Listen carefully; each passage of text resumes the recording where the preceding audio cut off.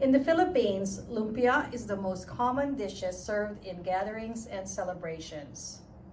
Filipino lumpia also has a unique and extremely popular dessert subcategory called the Turon. Please check out this video presented by Chef Nicholas, who will be showing us how to make a traditional Filipino Turon or dessert lumpia. My name is Nicholas. I am the owner of Island Style Food here in Spokane, Washington. Today we're going to be making Turon, which is a traditional Filipino spring roll for dessert. First we're going to start off with jackfruit. Jackfruit is a little complicated to get in Spokane, so don't panic if you can't get it. You can still make the Turon without the jackfruit. Some people have made it with mango and other things, but traditionally is used with jackfruit. So here's what the after is going to look like after we cut this up here, and I'm going to show you how to do that here. Sometimes you can get it at Winco. Best Asian Market on Sprague has it often, but times are difficult right now, so sometimes it's hard to get different products. So you'll definitely have to search. We actually had to search for a couple days to find some. So you can see here, there's different sections that the jackfruit comes in. So we're going to go ahead and cut one of these sections out so you can see how that works. You want to have a good sharp knife because it's pretty thick. You can see there's many seeds. So this other coloration part here, we're actually going to remove. We're not going to use that part of the meat. And we'll just slice it off. And then, of course, this rough exterior shell that protects it, we're going to cut this off as well.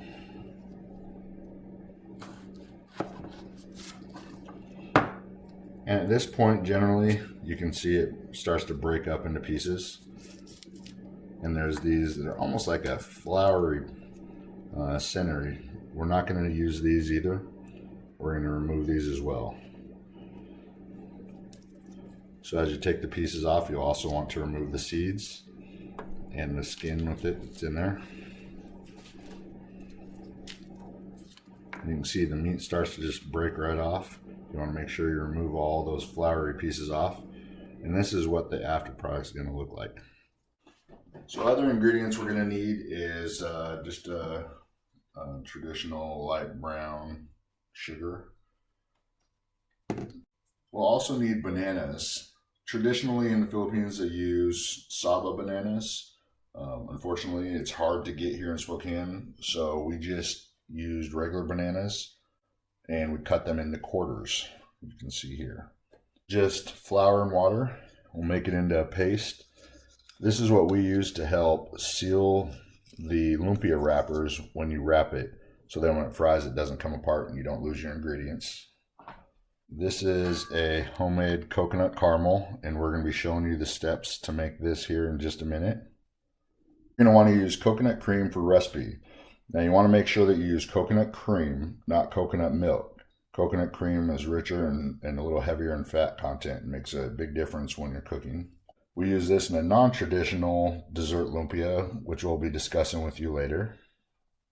For our coconut caramel sauce, we're going to be using the coconut cream that we just showed you. We're going to be using a half a cup of that. We're going to be using 1 cup of white sugar, 2 tablespoons of salted butter. I like to use Mexican natural vanilla. The flavor, I think, is more intense. It has a richer profile than traditional vanilla. You can get this in most stores in the Mexican section. Winco, Safeway, Albertsons. You can pretty much find it anywhere.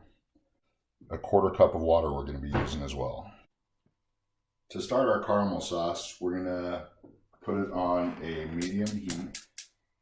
medium to low heat. We're going to add our ingredients: 1 cup of sugar, a 1/4 cup of water, and this takes a little while to heat up and reduce. You want to just keep letting it simmer, probably about 10 to 12 minutes. So you can see here it'll start to bubble up. All of the sugar will melt and mix into place here. You want to keep it at the same temperature. Don't be impatient. You don't want to get it too hot because you could burn it very fast, or it can crystallize, and it'll thicken it and not have the right consistency. Okay, so we're getting to a real thick, nice syrupy consistency here. This is when we'll want to start adding our other ingredients. We're going to do a half a teaspoon of this.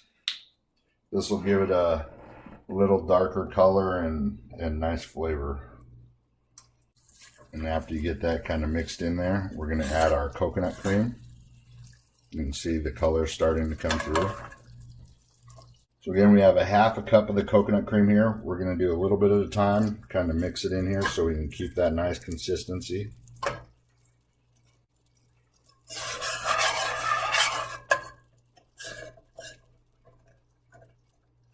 After you get all the coconut milk slowly mixed in there, you can see it has that lighter color now. We're going to add our 2 tablespoons of salted butter. And if you'd like to keep the recipe vegan, you can actually use 2 tablespoons of coconut oil instead. So after our butter's all melted in, we're just going to continue to let it simmer down until you get the right consistency you like. When it cools down, it's actually getting a little thicker, so you have to keep that in mind as well. We're going to use these wrappers. They're the Menlo wrappers. You can get them at most of the Asian stores here in town. You just want to let them thaw out. If you microwave them to thaw it out, oftentimes it can ruin the consistency. Okay, so we have our wrappers ready to go here.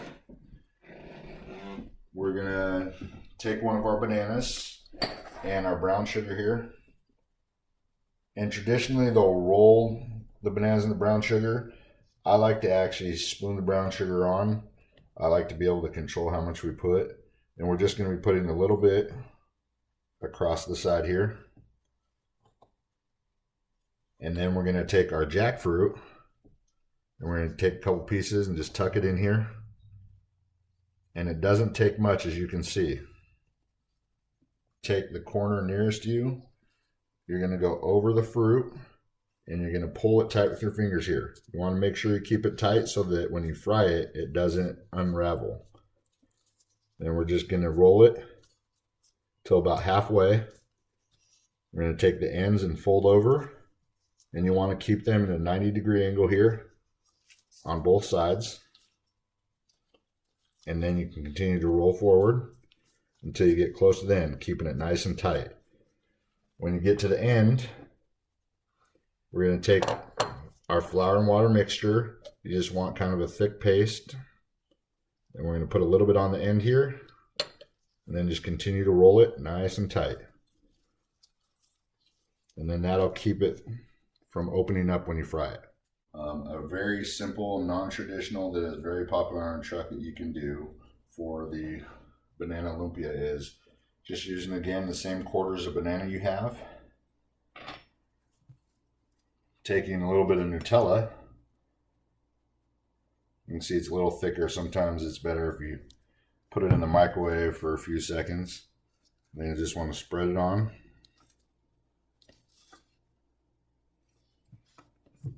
And then you can roll it the exact same way. Make sure you keep it nice and tight. You can use any type of oil, canola oil, coconut oil even would give it extra coconut flavor if that's something you want. We're just going to put them in there.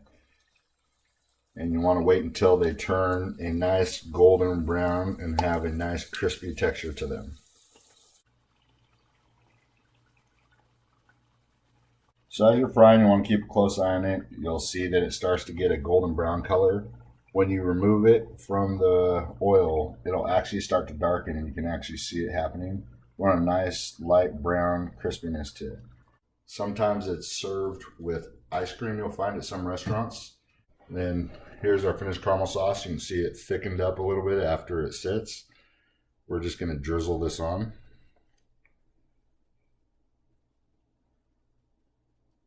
And then it'll be ready to go after we get it all drizzled on. It's really a preference on how much you put on it.